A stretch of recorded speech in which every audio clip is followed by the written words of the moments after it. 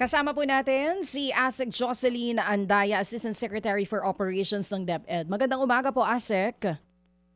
Magandang umaga, Manong Ted at DJ Chacha at sa ating mga nakikinig sa teleradyo. Good morning po sa True FM po kami. Oo.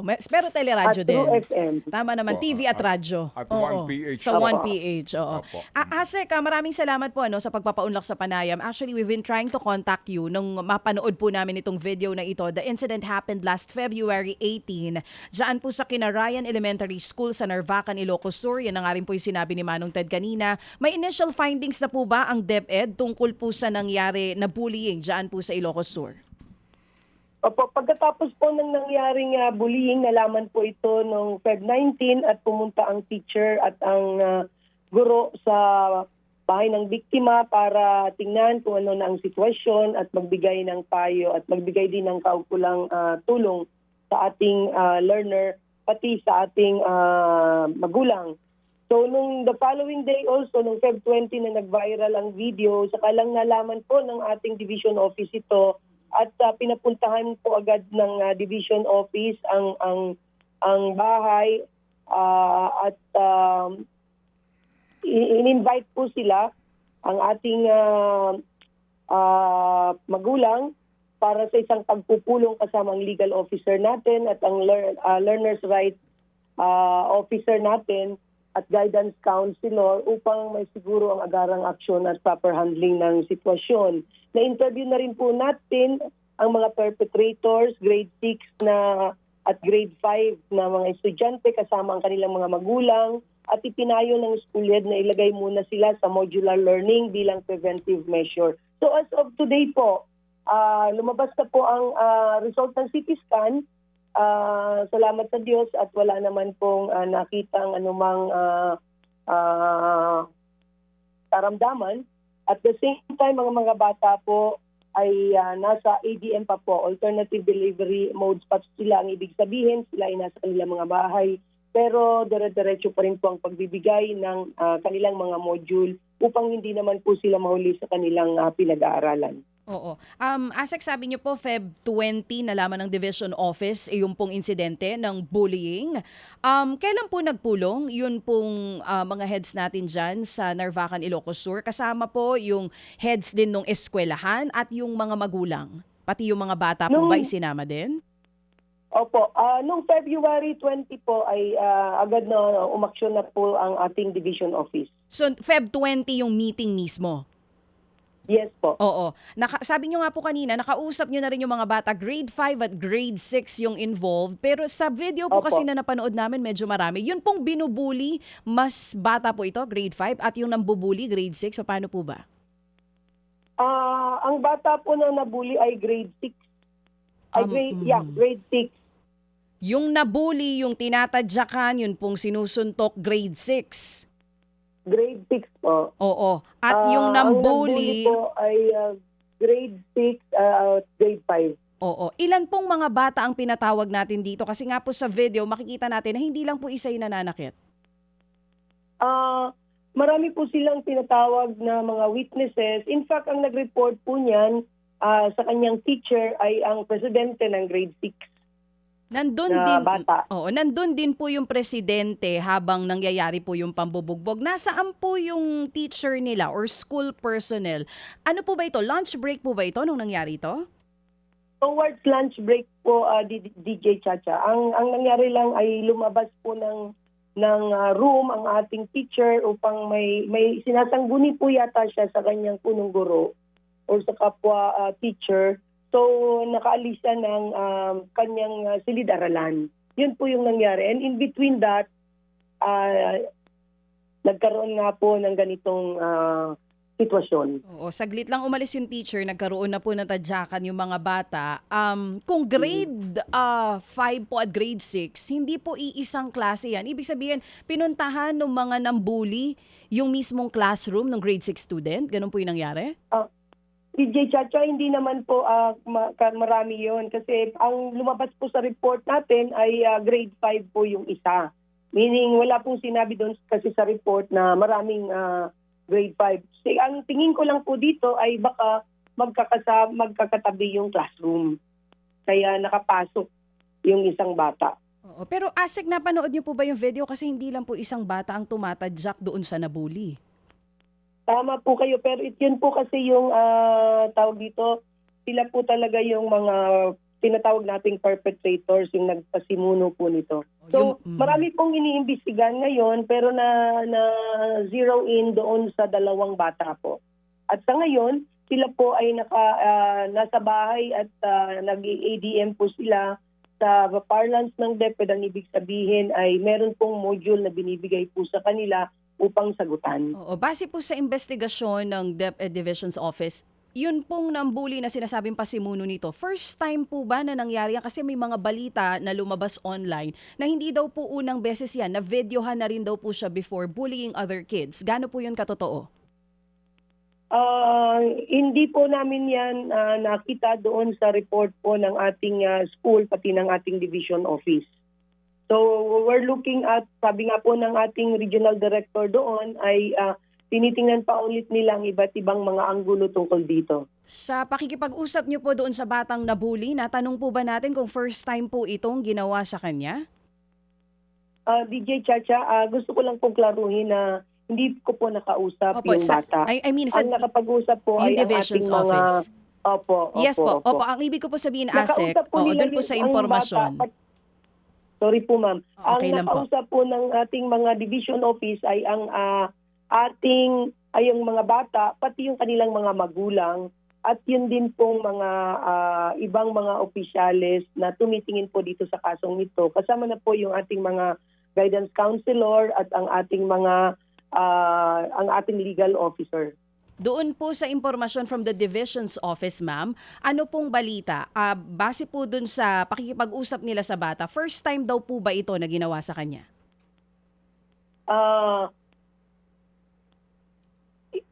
First time po yata, but at the same time, sabi nga nila, tinatanong pa po nila yung ibang mga mag-aaral o mga kaklase po ng batang ito. Ma'am. Kung meron pong prior incident tungkol dito. Yes, ma'am. Yes, ma'am. Ma'am, we appreciate your time po sa aming pong programa. Kaya po namin kayo po talagang matagal na tinatawagan. Kasi gusto lang ho natin itong talakayin sa kanya pong scope, no, sa pangkalahatan. Because as we all know, hindi maitatanggi na mismo yung PISA study, lumalabas po naman talaga. Ito po ay just recently na mataas po ang bilang ng bullying incident sa ating pong mga paaralan sa Pilipinas at ang mas marami po ng binubuli, kalalakihan and then kababaihan po. But basically po, ang magandang malaman ngayon ng taong bayan ay kung ano na po ang naging adjustment na ginawa ng DepEd para po dito sa pag-aayos sa implementing rules nito pong batas tungkol nga po ilaban sa bullying, itong Republic Act 10627. Kasi ang rekomendasyon kasi dati pa ho ng EDCOM ay magkaroon ng mas malakas na IRR. Ginawa na ho ba ng DepEd yun, ma'am? Yes po, Manong Ted. Actually, ang bagong inilabas na IRR na ay naglalam ng mas pinaayos at pinaikling proseso para sa pag-uulat at pagtugon sa mga kaso ng bullying. Ngayon malinaw na ang mga tungkulin at responsibilidad ng mga punong guro, mga magulang o kahalili ng mga magulang, yung mga guardians at mga mag-aaral upang matiyak na walang kasong mapapabayaan.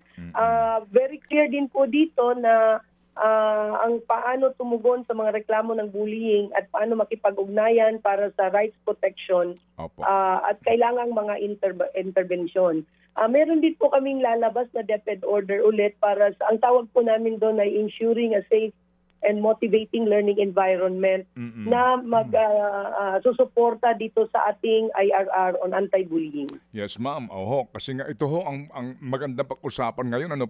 Nakakalungkot yung ating napapanood na viral video na iyan, pero we really have to work together para ho magkaroon talaga ng mga pananggalang na hindi na ito maulit por Diyos por Santo. Hindi po ba? So, ma'am, meron na nga pong mechanisms to address bullying, di ba? Doon sa naturang Republic Act.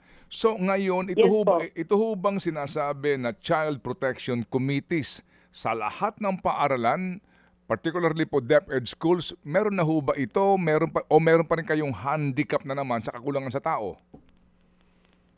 Meron na po tayo nito kasi doon sa ating IRR ay talagang minamandato na lahat ng mga paralan na magkaroon ng Child Protection Committee. At pagka isa sa mga layunin din nito ay magkaroon ng orientasyon talaga pati sa ating mga school heads at mga guro na magiging responsable sa dissemination nito. In fact, during tawag dito, start of the school year, dapat ma-walk through na kung anong ibig sabihin ng ating child protection, anong proseso, kanino magsusumbong, yun po yun. Tapos lagi po tayong year-round, meron po tayong orientation tungkol sa IRR. Okay. Kasama na din po dito yung sa ating bagong ilalabas na DepEd order on ensuring a safe learning environment. Sige, so your answer po sa akin po, madam, ay lahat ng DepEd schools ay meron ng child protection committees, di ba? At work, tama, in place, right? Tama, po? Dapat po, Manong Ted. Dapat. Okay, and then, sabi din po, di ba, ang DepEd ay dapat merong klaro na student handbooks for discipline. Meaning, alam ng mga estudyante, before palang ho ng simula ng klase, meron na po silang handbook o kahit na siguro wala pong physical na handbook, alam na po nila itong mga panuntunan against bullying, right? Tama po kayo. Pero ang ginagawa po namin din ngayon ay hopefully mailabas namin bago matapos ang school year or before the beginning of next school year, meron tayong magiging handbook na talagang susundan nila. Kasi ngayon po, Manong Ted, ang ginagawa po, bawat eskwelahan ay kailangan merong handbook. Pero wala po tayong general handbook po talaga. Yun po ang ginagawa po namin ngayon. Okay, so kung ang atin po sinasabi na meron na po tayong dapat Child Protection Committee sa lahat ng DepEd schools, meron na po tayong kaukulang pong information dissemination na pinalakas, no? Dahil nga po doon sa mga una pang naging rekomendasyon ng EDCOM at maging ng mga mambabatas dito po sa usapin po ng IRR, anyari sa kinarayan. Bakit po? Dito ho ba nagkaroon? Ma'am, hindi ho sa tayo naninisi ha. Kasi magandang case study ito di ba, Asek? So, kung meron na pong Child Protection Committee dito po sa kinarayan, yung eskwelahan, kung saan nangyari ito, meron na po kayong kaukulang mga binabanggit nyo na information campaign, dissemination sa mga public schools, bakit nangyari ito? Saan ang pagkukulang kung meron man ng school authorities? Manong Ted, tama po kayo dyan. Kung meron na tayong mga ganitong mga polisiya in place, bakit may mga nangyayari? Unfortunately, talaga pong may nangyari. At ang sinasabi natin dito ay ang Child Protection Committee dapat ay nagtatanong na kung ano ang pwedeng gawin. Lalo na doon sa kung merong kapabayaan ng guro at ang school head tungkol dito. At sinabi po sa akin ng regional director na tinitingnan na po nila ang ganoong tawag dito, hakbang. Para doon sa guro, kasi hindi dapat umaalis ang guro, lalo na pag class time po yan. At ngayon po, ang ginawa po nila sa bawat eskwelahan ay a strong reminder again to ensure that kahit po lunch break yan, dapat may nakatingin po dyan. Opo. Bagamat naunawaan natin na si teacher, hindi naman lahat ng oras, di ba? Naunawaan natin yan. Oo, na si teacher din po, marami pagkakaabalahan, si principal din po ay busy, kaya pinag-uusapan to para nga po yung reforma na ating pong sana matutunan at dapat nagawin dito po sa pangyayaring ito. Sumunod ho ba? Ano ang report ng inyong division chief? Sumunod ho ba ang pamunuan po ng eskwelahan doon sa klaro na mechanism na dapat nilang ginawa right after the incident? I mean, meron niyang step by step 1, 2, 3, 4, 5. Ano ho ang report sa inyo? Sila ho ba'y sumunod sa lahat ng panuntunan? Opo. Manong Ted, sumunod po sila sa panuntunan kung paano i-delete paano i-report ito at paano ang gagawin sa mga bata. Nakita po natin ito sa report at nakausap po ng ating regional director, ang division office, kung paano ito na-handle. Okay.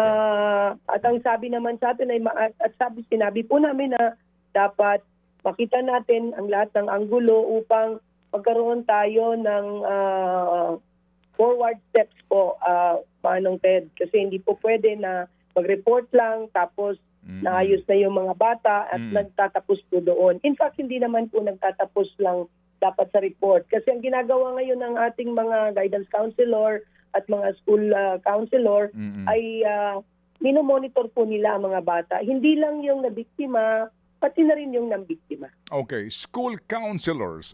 Matagal na pong issue ito eh. Yung lack o shortage po ng guidance counselor sa mga public schools. Dito ho ba sa particular na paaralan na ito, meron ba silang guidance counselor doon?